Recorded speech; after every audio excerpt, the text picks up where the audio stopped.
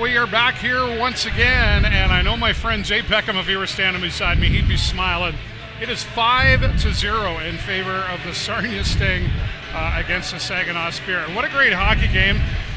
Fans are certainly excited here today, and a full house here. And we've got our friend Gwendolyn here from Girl Guides Canada, but before we talk to Gwendolyn, we're going to go to the scoreboard right now. Let's take it in full screen for you.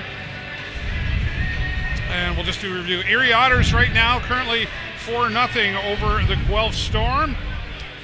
Just in their third period. 3-2 Owen Sound attack over Hamilton Bulldogs.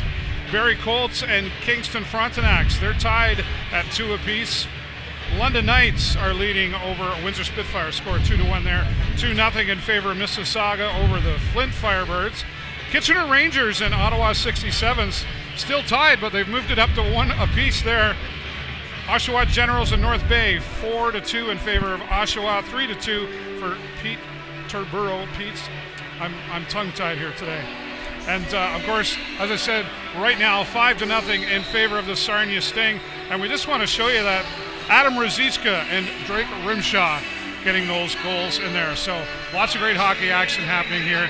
And again, a fantastic score. But let's go over here and talk to our friend now, Gwendolyn. And I'm sorry, I didn't catch your last name again. Decker. Gwendolyn Decker.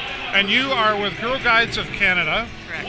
And what's your role? Are you one of the leaders? I have multiple hats. Okay.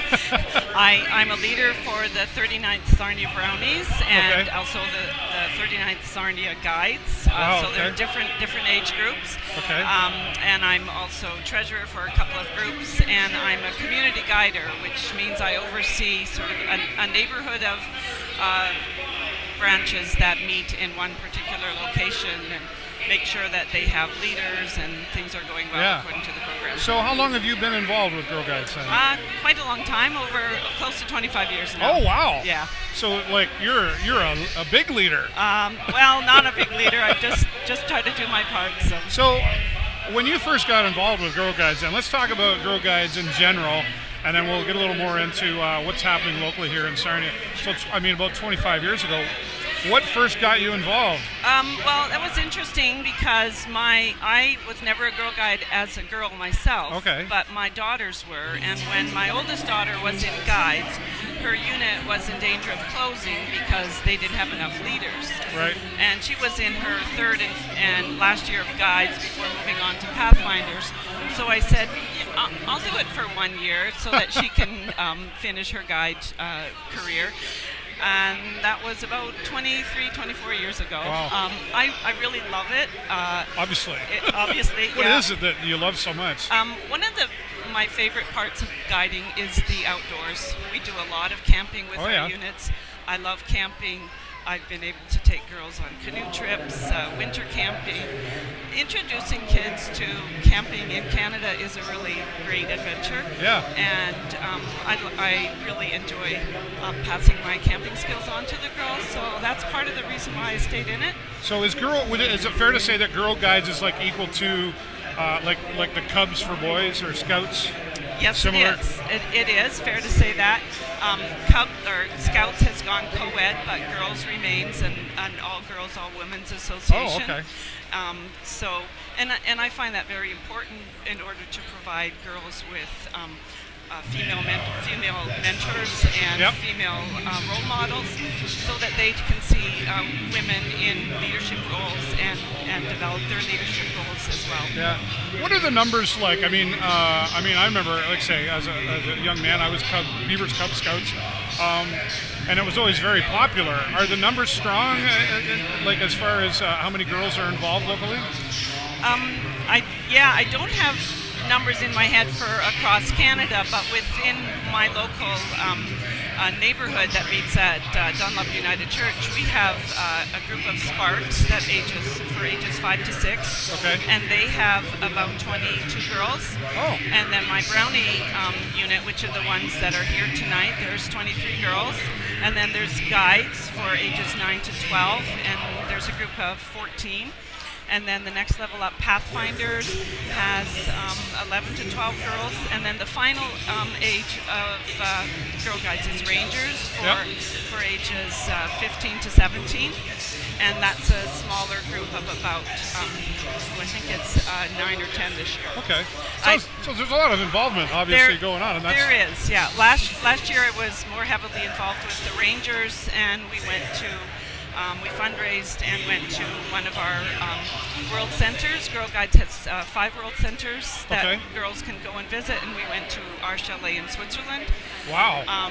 Yeah, so there's lots of travel opportunities. What an experience for like a young lady or any young person to be able to. There had to be a lot of excitement and passion involved in raising that money. Yeah, it was really great. For some of the girls, it was their first plane trip, their first time on a train away from home, without mom and dad, maybe. Yeah, and then our chalet is a beautiful setting in the Switzerland Alps, and we were hiking every day, and there's a lot of opportunities for girls. That's fantastic. From ages and that's a memory that's there for life. For sure. And I guess that's an important factor in what you're doing as well, is these are long-term memories that are being created and will have an impact on these young girls like forever. And as you say, hopefully creating some leaders in our community. What kind of interaction do they have with the community here in Sarnia? Well, again, speaking from my experience with our own units, we do lots of smaller community service acts. I know every time around Earth Day we go out into our neighborhood with garbage bags and clean up.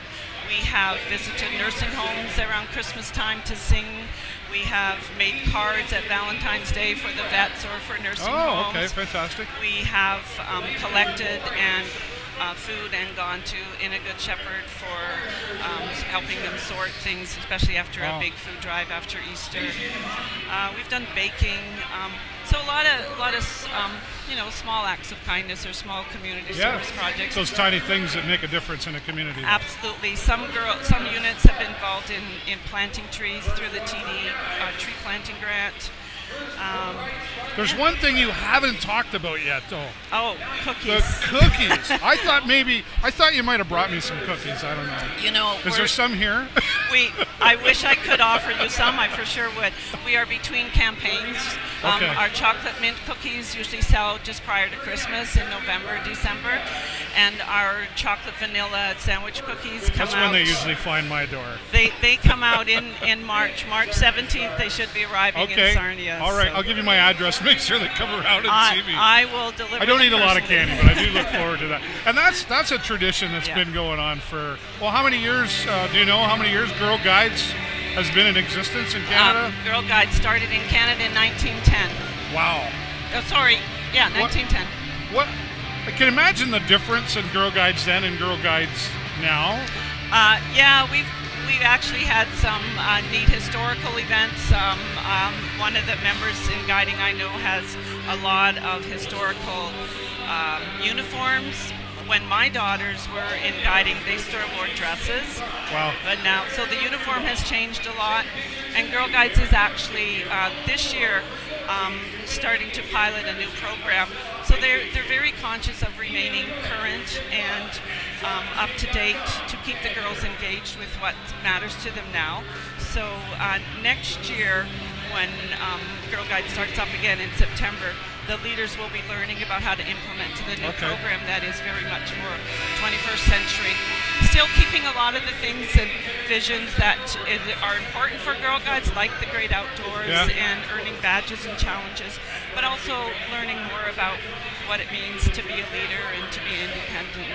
That's fantastic. Yeah. You must, now 25 years into this, Gwendolyn, you must have kept some relationships, I would guess, that you saw a young girl and now, grown lady. I actually have some really neat stories because a young girl who was in my guide unit has now returned. 2 of them actually have returned. Hi, guys. Hi. Friends of yours? A student of mine. Oh, okay, very good.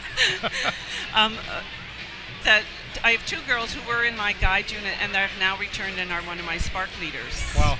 Fantastic. So it's really nice to see them coming back and giving back to the. Yeah, you've got a lot of great stories to talk about, I'm sure. I do.